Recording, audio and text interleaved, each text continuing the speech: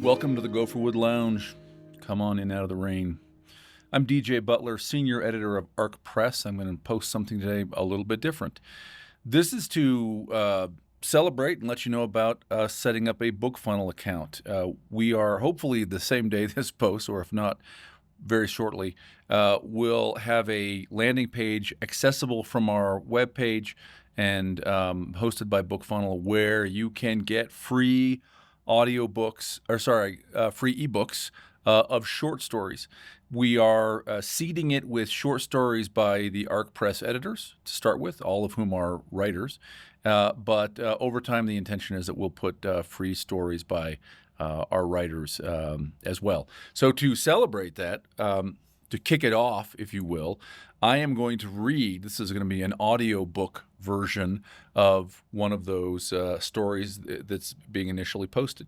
Now, this is a story by me, so in theory, I should read this well. In practice, I'm not a great reader of stories. I'll do my best. This originally came out in an anthology last year called The Horror at Pooh Corner by Hemmeline Publications, edited by Joe Monson. There was as Winnie the Pooh, at least the A.A. Milne Winnie the Pooh, not the Disney Winnie the Pooh, became public domain. We had a series of sort of uses made of those characters. Some of them were dumber than others. The Horror at Pooh Corner was by and large pretty great, though. I had a lot of fun writing this story. It is called In Which Piglet Sings Cottleston Pie. "Don't open the door," Pooh warned Piglet. His voice was a hoarse growl, as it had been for weeks, "even when they knock." Having been interrupted at tea, both friends wore handsome waistcoats, slightly dusted with the remains of biscuits. Piglet turned to see the inside of Pooh Bear's front door. It seemed to rattle and shrink from its hinges, though he heard nothing. "Will they knock, then?" he asked. Pooh dove into his pantry and rummaged among the shelves. "Of course they will. They must. 3 times. Piglet chuckled. "Not vampires, then. Vampires only knock once." He was telling the joke to try to boost his own courage. "Not vampires." Pooh sneaked a glittering black eye around the edge of the pantry door. "Much worse than vampires." He returned to his search. "But 3 times, you say?" "3 times." Pooh's sandpaper whisper was barely audible, with a decent pause between. "The laws of hospitality were ancient in this land before Hengest and Horsa ever drew swords. If this were America, they'd already have come down the chimney." There came a knock at the door. Piglet's knees wobbled. Pooh emerged, stuffing a jar into a leather doctor's bag. "Don't stand there like a fool, Piglet. We must go out the back." Pooh opened the door to the back rooms of his house and shoved Piglet through.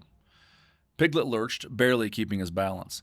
Leaning against the wall between the larder and the spare bedroom, he chanced to look into the latter and saw what appeared to be the lower half of Pooh himself, protruding through a window. The yellow rump wiggled from side to side, and the 2 yellow legs scrabbled as if trying to get purchase on the wall. "What?" he squeaked. "What?" A second knock came at the door. Pooh shut the kitchen door behind him and dragged a chair from the larder, leaning it on 2 legs and shoving its back beneath the doorknob. Piglet pointed at the legs. "Stop gawping," Pooh grunted. "That's not me, obviously." Pooh grabbed Piglet by the hand and dragged him toward the washroom. "But who is it?" Piglet asked. "It's not you either," Pooh said. "Be grateful and get into the washroom." Piglet took 2 unsteady steps into the washroom, which smelled of carbolic acid and blood. "They'll have to knock 3 times again at the kitchen door?" he suggested. "You idiot," Pooh snarled. "They are creatures of law, not dunces. What kind of numbwit goes about the interior of a house, knocking at every door? Now climb up the back of the toilet and get that window open." "Yes, Pooh." Piglet took a deep breath and scrambled up the toilet. He was small, which made it easy not to fall off. He expected the window to be jammed shut by paint, swollen wood, and age, but someone had run a rasp around the window frame recently, and the window practically fell open at his touch. "I shall teach you how an Oxford man pays his bills when in town," Pooh rumbled. A third knock was nearly swallowed up in the noise that immediately followed it, a thunderous roar and the great cracking of wood, as if the entire world had suddenly burst, every tree trunk splitting in half from top to bottom. Piglet shrieked, and so did the person whose legs dangled from the window in the spare bedroom. An unseen force on the other side slammed into the kitchen door, knocking the chair out of the knob to the floor. The kitchen door flung open. Pooh shut the bathroom door before Piglet could see what was coming. He turned the key, locking the door, then frowned at Piglet. "Must I tell you what to do at every step? You are the worst thaumaturge's apprentice in the history of the 100-acre wood at least." "Am I a thaumaturge's apprentice?" Piglet asked. Pooh grabbed him with both hands and hurled him through the window. The leather doctor's bag followed, and then Pooh himself squeezed through the wooden frame. He pulled the glass shut behind himself, seized the bag, and lumbered toward the spinney of larches behind the house. "Come," he growled. "Our solicitor is waiting." Piglet was faster than Pooh, but his legs were short, and he was hard put to keep up. Hearing a scream from the side of Pooh's house, he gasped and ran faster. "Do you mean Eeyore?" he asked. "First rule of thaumaturgy," Pooh rumbled. "Have a good attorney. You're going to get sued at law by clients, the enemies of clients, neighbors, bystanders claiming to be innocent, the mayors of small towns, nuns, and all sorts of other riffraff. Having a solicitor and barrister you trust will save you money in the long run, no matter what his honorarium." "Only Eeyore is so sad," Piglet said, "and speaks nonsense." "He's a pessimist," Pooh said, "and deliberate, like all the best lawyers." He dashed to the spinney, leaping over familiar roots and turning around the knee-hitting rock. Piglet knew the spinney nearly as well as Pooh, and could run safely through it even in the twilight. Racing after his friend, he came upon the track on the other side and saw a black carriage and a matching black horse waiting. It was Eeyore's conveyance, known all over the 100-acre wood. "Pooh," Piglet asked, "are you an Oxford man?" "Of course I am," Pooh snapped. "Did you take me for a tab?" "I took you for a bear of little brain," Piglet mumbled. "Oh, yes?" "Ha ha!" Pooh guffawed. "Was that what you thought when I transformed Christopher Robin's umbrella into a boat to snatch you from the jaws of watery death?" Piglet said, "One of us has little brain, that's for certain." Pooh opened the carriage. "Get in." A wet, tearing sound behind Piglet drew a squeak from him and sent him scrambling up into the carriage. Eeyore sat in the rear-facing seat, gazing coolly at Piglet through his spectacles. "6 1s, Eeyore said. He held a large wooden cup with his right front hoof, covering the top of it with his left. Meeting Piglet's gaze, he shook the cup once, with a rattling sound, then moved his left front hoof to look inside. "Not 6 1s. When Pooh joined them, lunging into the carriage with a heavy grunt, Eeyore shut the door behind him, seized a cane that leaned against the wall, and rapped it on the compartment's ceiling. Piglet heard the crack of a whip and the carriage leaped forward. "You're going to need this." Pooh drew a card from the pocket of his waistcoat and handed it to Piglet. The card held only the printed words, "Cottleston Pie." "I don't understand," Piglet said. "I gathered that." Pooh peered out the window into the gathering gloom. "Well, your apprenticeship is entering a new phase, I see. The phase in which you realize that you're an apprentice." "A posteriori," Eeyore said. "That's Latin for from one's bottom." Piglet racked his brain to try to remember the term Pooh had used minutes earlier. "Apprentice thermometer," he said. "Thaumaturge," Pooh told him. "The current crisis is due to the poor honey season. I can't sing, obviously, so you're going to have to." "What?" Piglet said, cleverly. 6 1s. Eeyore shook his cup. "Not 6 1s. The proximate cause is the poor honey season," Eeyore said. "The ultimate cause is the rise of the cost of housing in southeast England." "What?" Piglet said, incisively. "The success of London as a commercial and financial centre lies behind that, old chap," Pooh countered. "Corpus delicti," Eeyore said. "In Latin, that means the body is delicious." Piglet looked at his card again. "Cottleston Pie. I'm to sing this? Isn't this one of your songs, Pooh?" "Be that as it may," Eeyore continued, "scarce housing in the vicinity of the capital led to the firm Brickham and Sons Limited purchasing the forested land adjacent to the 100-acre wood, removing the trees, and building in their stead a row of sagging tenements so dispiriting as to make every owner of a 2-up and 2-down on a council feel immensely relieved by comparison."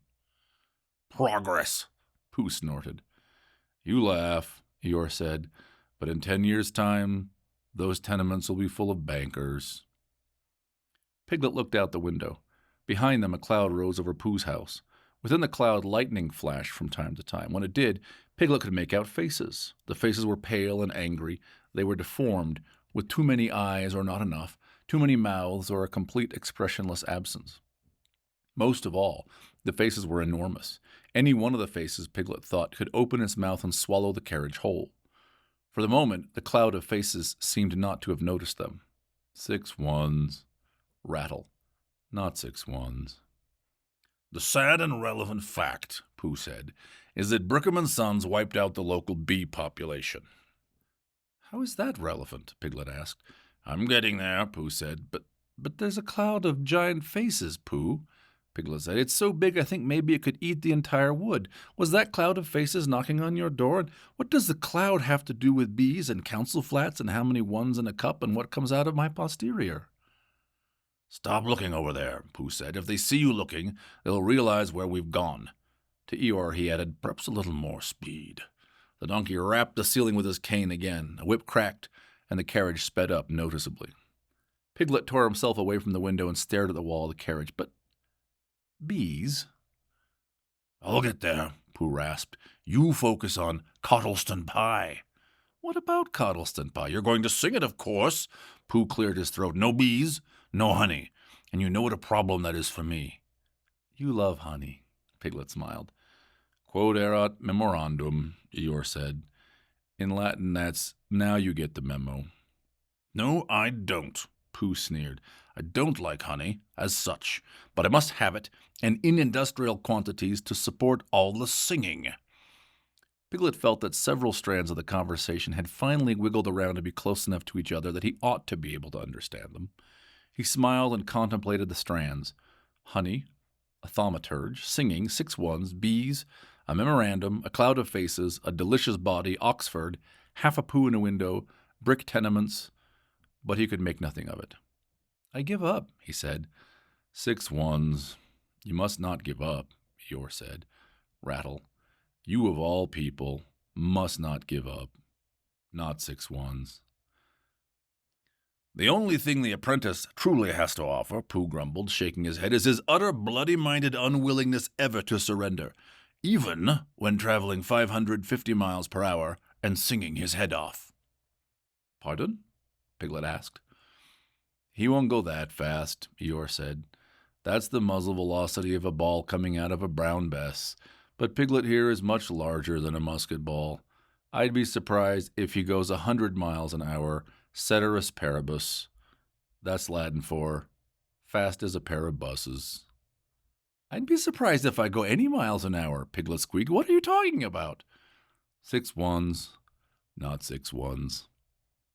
The challenge with turning Christopher Robin's umbrella into a boat, incidentally, Pooh said, lies neither in the materials nor in the shape. No, Piglet said, sagely. Ipso fatso, Eeyore said. That's Latin. It means, listen to the fatso. The simple and obvious fact is that the umbrella does not and cannot possibly displace sufficient water to exceed the weight of Christopher Robin, much less Christopher Robin plus myself. So it should have been obvious to you from the moment you saw us paddling along on the flood that something more than mere nature was at play. I suppose I was just grateful to be alive, Piglet said.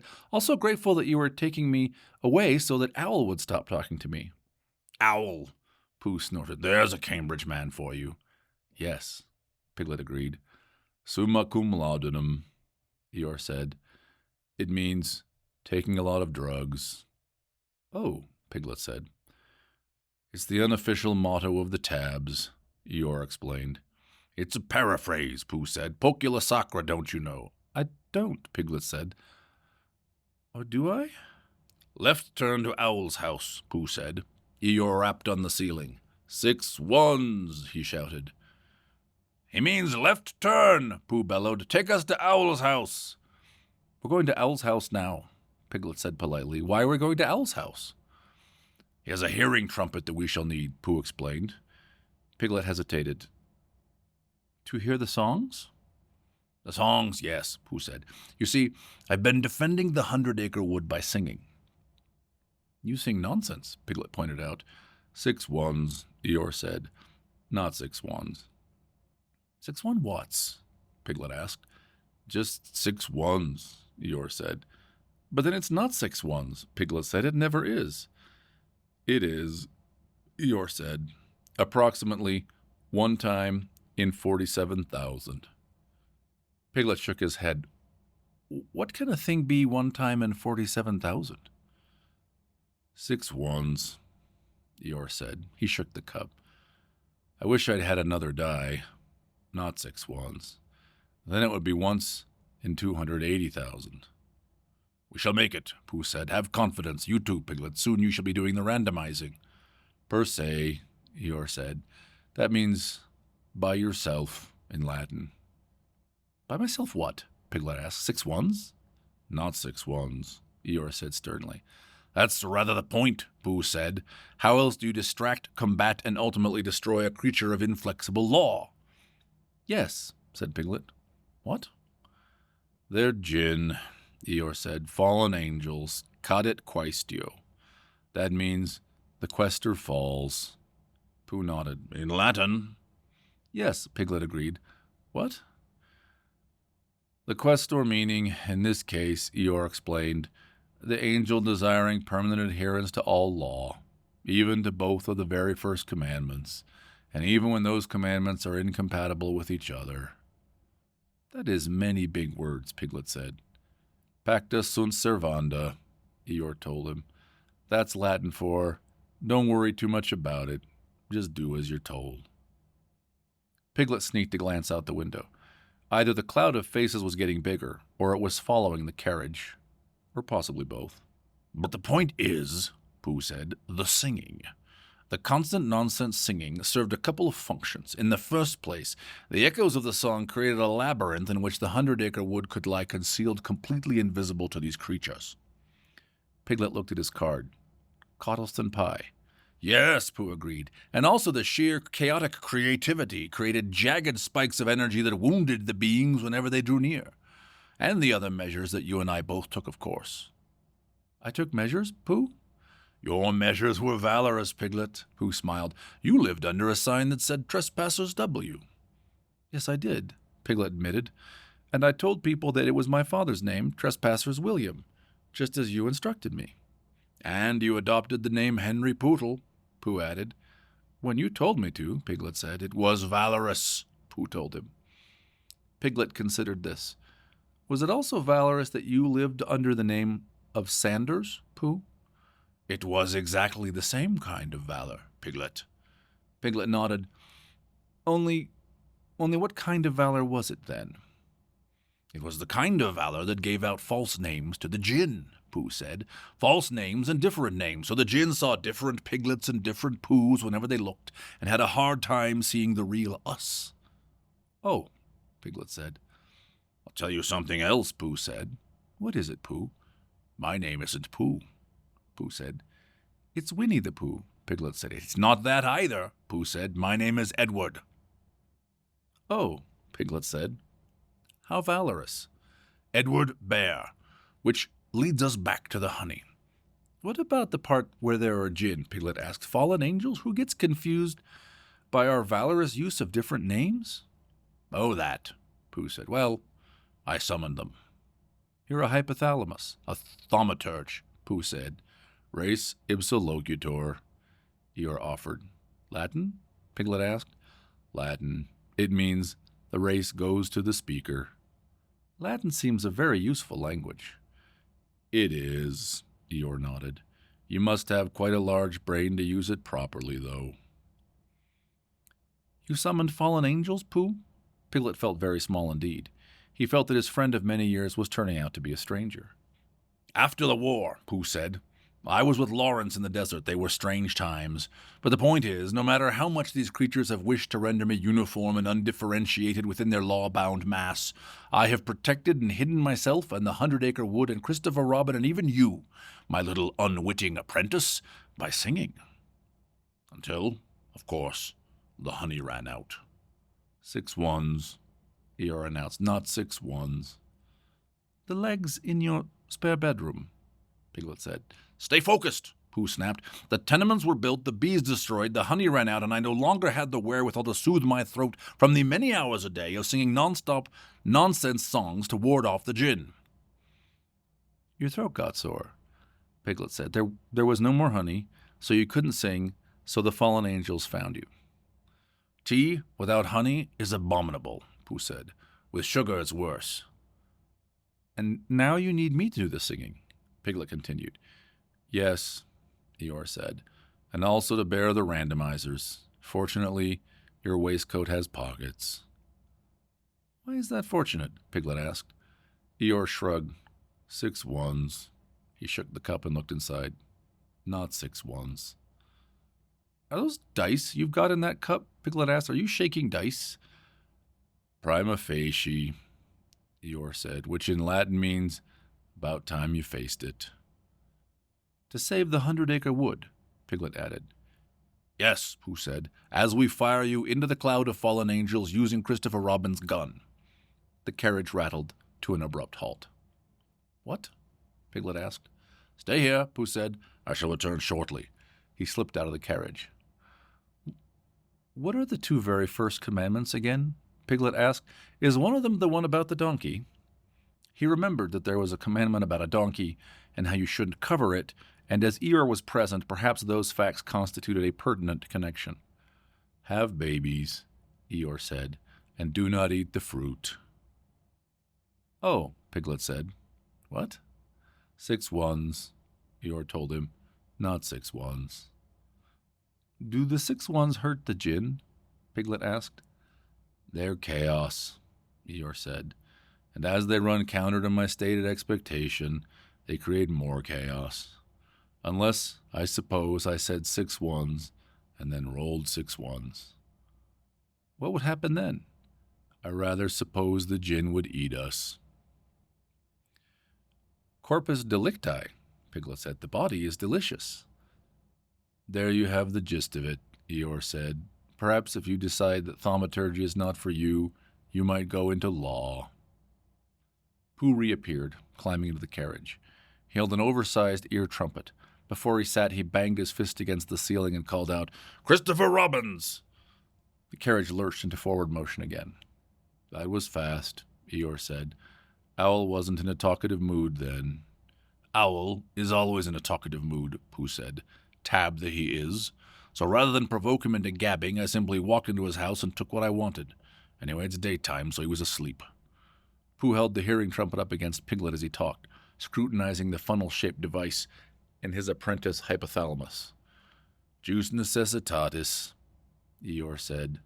The juice was needed. In Latin. Piglet chuckled warily.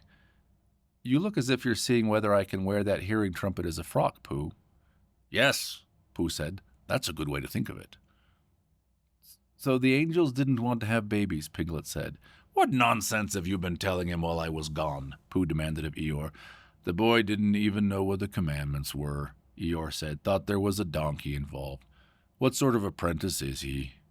He's an apprentice who will fit inside a hearing trumpet, Pooh snapped. Yes, Eeyore agreed. There is that. Look, it's simple, Pooh said. You remember the story the vicar tells about how God put Adam and Eve in the garden and he said, There's this fruit over here, don't eat it? Yes, Piglet said truthfully. And he also said to them, Go forth and multiply. Yes, Piglet said triumphantly. Yes, Pooh, I remember that. 6 ones. Rattle. Not 6 ones. There you go, Pooh said. Had to choose one or the other, didn't they? Couldn't do both, could they? Ipso fatso, Eeyore said. I suppose, Piglet said, not convinced. So certain of the angels believe that man has sinned and must now be punished for that. Pooh continued. They believe that they continue to enforce the law. Indeed, they believe that God himself has broken the law. God? Piglet said. Because God told Adam that on the day he ate the fruit he would die. Only he didn't, so God told the porky, you see, so God's a sinner. That's not what the vicar said. Right, Pooh agreed. That is what the jinn say, the fallen angels. It seems a very strange opinion, Piglet said, but then they seem very strange creatures. Pooh nodded. And they believe that God and man alike have fallen, along with the rest of God's creation. Only these fierce, law-abiding, pitiless angels remain true to their charter, and so they hound man like the plague for being a lawbreaker and for seducing God into breaking his word. Only you're not a man, Pooh, Piglet said. You're a bear. That's a detail, Piglet, Pooh snapped. Are we here to quibble about theology or to save the world? I suppose I'm not sure of the answer to that, Piglet said slowly, considering the day I've had so far. Save the world, of course, Pooh bellowed. 6 ones.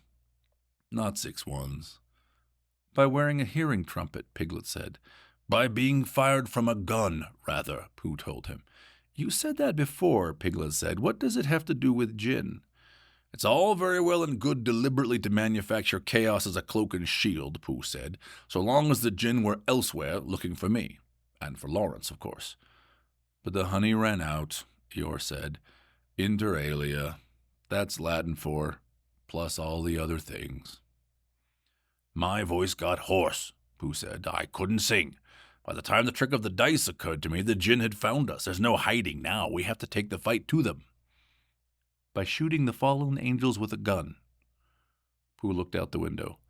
The faces in the cloud leered at him. Pooh dragged Piglet back inside. Don't attract their attention. 6 ones. Not 6 ones. You can't shoot a cloud, Pooh, Piglet said. Only a madman would shoot a cloud. I'm not going to shoot the cloud. Pooh laughed. I'm going to shoot you at the cloud, with pockets full of dice, singing Cottleston Pie. That still seems like something a madman would do. It's a good plan, Eeyore said. But Eeyore hadn't denied that it was the plan of a madman. We'll fire the jagged randomness right into the heart of the gin, Pooh said. If it doesn't kill them outright, it will disperse them and give us a chance to get our concealing devices back into place. What will happen to me, Pooh? Piglet asked. Pooh clapped him on the shoulder. You'll be a hero. Oh. Pooh looked at the card again, but you haven't written any verses here. Cottleston Pie isn't a song with fixed verses, Pooh told him. That's the point. You've got to make up the verses each time. That's the creativity, the randomness, the jagged edges, and so on. I remember a verse about a chicken, Piglet said. It seemed a nice verse. I don't remember it at all, Pooh said. I have made up 1,000 verses to that song, nay, 10,000. Now you've got to make some up. I'll make some up right now, Piglet said. Fine, Pooh agreed. Only don't say them now. Hold them in your head and say them while you're arriving at the cloud of gin. If you say them now and then say them again later, you've added order to the world, when what we want is for you to add chaos. I see, Piglet said. 6 ones. Eeyore said, not 6 ones. Are you thinking? Pooh asked. Yes, Piglet said, but I'm having a difficult time thinking of anything. Compos mentis, Eeyore told him, which is a Latin explanation that says, you've got to have compost for your mind. To be fertile, Pooh said. Yes, Piglet agreed. So as to have verses, blossoming, Pooh added. How do I have compost for the mind, Pooh? Compost is rotten eggs and grass clippings, Eeyore said. Try pondering rotten eggs and grass clippings. Yes, Pooh said. Here we are. They had reached the top of the forest and Christopher Robin's house with the green door. The carriage stopped and Christopher Robin leaned in the window. Hello, Piglet, Christopher Robin said. How are you feeling? I'm Henry Pootle, Piglet said, and I'm feeling valorous. That's the spirit, Pooh said. I'm thinking about rotten eggs and grass clippings, Piglet said. I hope that helps. Christopher Robin handed his gun in through the carriage window. Pooh took it and nodded. Christopher Robin, Piglet said, what happens after one is a hero? Ah, Christopher Robin said, I can see why that would be on your mind. I'm being valorous, Piglet said. I shall try to be a hero. Then what? 6 ones, Eeyore said, not 6 ones. Don't bother, Christopher Robin, Pooh said. We have work to do. It's only that I'm rather nervous, Piglet said, and when I'm nervous I have a difficult time thinking about rotten eggs and grass clippings. Christopher Robin folded his arms on the carriage window and rested his chin on his arms. Piglet tried not to notice the sound of howling wind with voices in it. Well, Mr. Poodle, Christopher Robin said, my understanding is that an ordinary person becomes a hero precisely by not thinking about what's going to happen after the moment when he does his heroic deed. Ad hoc, Eeyore said, which is Latin and means even to the point of being a hawk. Does it? Christopher Robin asked. I rather thought it meant something like made up on the spot. Have you considered a career at the bar? Eeyore asked. I have far too many other things to do, I'm afraid, Christopher Robin said. Good luck, Mr. Poodle. You are indeed valorous, and you are the hero we need for the times we live in. Thank you, Christopher Robin. 6 ones, not 6 ones. Pooh rapped the ceiling of the carriage with the gun and shouted something, but Piglet was too distracted to hear what. Prepare the projectile, Pooh said. He pulled the jar from his doctor bag. It had the word lard printed on it. Prepare what? Piglet asked. Prepare Mr. Poodle, Pooh said, for his inaugural flight. Piglet looked at the card. Coddleston, Coddleston, Coddleston pie, he intoned. Don't you dare waste any verses, Pooh snapped. Think them in your head, prepare, but do not say them out loud. Wait until you are launched, ideally until you are in the cloud. He took the lid off the jar, reached in, and removed a dollop of white fat. He smeared this fat around the narrow end of the hearing trumpet. Then he wiped his paw on his waistcoat. Piglet looked out the window. The cloud of faces seemed to rage directly above the carriage. Lightning flashed in their eyes and along their teeth. If I stop rolling the dice, Eeyore brayed, the Jinn may see us. They shall see us soon enough regardless. Habeas corpus, Eeyore said. They shall have the body. The donkey reached into his cup, extracting one large ivory die at a time and tucking them into pockets in Piglet's waistcoat. They are rather large dice, Piglet observed. You have rather small pockets, Eeyore countered. Would you consider swallowing just a few of the dice? Could I hold them in my hands? Piglet asked. You'd likely drop them, Eeyore pointed out. And if you keep them in your mouth, you won't be able to sing. Just 2 dice. Look, the other 4 fit into your pockets. Piglet sighed, but swallowed 2 dice. They felt very chunky and angular going down his throat. Pooh, meanwhile, jammed the narrow end of the hearing trumpet down into the barrel of Christopher Robin's gun. He twisted the trumpet tighter and tighter until it would no longer move, and the gun now opened in a funnel-like shape. The carriage stopped. No time to lose, Pooh said. Don't vomit. He and Eeyore spilled from the carriage, dragging Piglet after them. They stood on a mound of earth capped with a large stone. What is this place? Piglet asked. I think of it as the Coddleston Stone, Pooh said, though it isn't. It isn't? Properly, it has no name, but I have sung many verses of Coddleston Pie here, so the echoes should be propitious. The echoes will help me. They may hide you, make it harder for the Jinn to see you. Piglet looked up into the cloud. Faces stared back at him, faces that overlapped and stretched across the sky. They were smeared and distorted faces larger than hills. They opened their mouths, revealing teeth the size of houses. Pooh stood beside the Coddleston Stone and laid the gun on it, pointing the funnel toward the cloud. Get him into position, counselor. Up you go. Eeyore hoisted Piglet up onto the rock. Is it too early to sing, Mr. Sanders? Piglet asked. Wait until launch, Mr. Poodle. And it's best if the verses don't make too much sense. Now kindly oblige me by seating yourself in the trumpet. Piglet got in. It tickles my a posteriori a little bit. As it should, Eeyore said. Bona fide. That's Latin for, this is real now. Yes, it is. Piglet looked at Pooh, sighting up along the barrel of the gun, then squeezed himself as far down into the hearing trumpet as he was able. He looked up at the faces. They howled and stretched their jaws wide. He saw a tongue as big as the 100-acre wood wagging at him, lightning crackling all along its length. I shall be a hero now, and not think about what comes next. You're already a hero, Eeyore said. Res judicata. That's Latin for a race that has already been judged. 3, Pooh called. 2, 1. The gun kicked with a loud boom, and Piglet launched into the open mouth of the cloud of Jinn, singing. Coddleston, Coddleston, Coddleston pie. Pooh is a wizard, and neither am I. A face is a friend, unless it's in the sky. Coddleston, Coddleston, Coddleston pie. He patted his waistcoat, feeling the dice. The wind struck him in the face with great force as he raced upward, and the dice seemed to be spinning. He looked down and saw Pooh and Eeyore watching him, hands shading their eyes. He smelled ozone and felt the little hairs in the backs of his hands and arms stand up. Coddleston, Coddleston, Coddleston pie. Tea without honey is not fit to try. A gun and a trumpet can make a pig fly. Coddleston, Coddleston, Coddleston pie. 6 ones, he shouted into the oncoming gray faces. Not 6 ones! He felt the dice in his belly tumble and thought it might make him feel ill if it went on for too long. His vision went dark. The air turned chill and damp, and he plunged into the cloud of gin. Coddleston, Coddleston, Coddleston pie, I've dice in my belly and I don't know why, but Poodle's a hero with no fear to die. Coddleston, Coddleston, Coddleston pie! Lightning flashed about him.